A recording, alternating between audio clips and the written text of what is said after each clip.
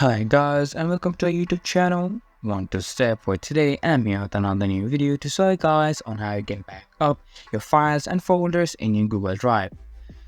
First of all, what is Google Drive? For the most people who don't know, Google Drive is an application by Google itself which can help you to store all of your data into the cloud where it is safe and secure. Not only that, it provides excellent service of storage as well. It can give you more storage and you are also able to buy more storage. And even after opening up a free account, you'll be given 15 gigs of free storage. Now to back up the files on your Google Drive, it is quite simple. All you need to do is upload it and keep it in your Google Drive and it will be backed up in the cloud itself, which unless and until you decide to delete yourself will not be deleted or will not be removed. Now to upload the file, all you have to do is go onto Google Drive and just go onto this new option. From here, select any of the file option that you want.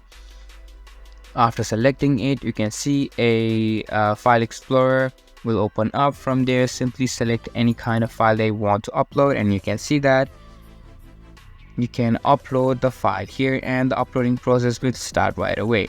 And that is how you'll be able to back up your file in Google Drive.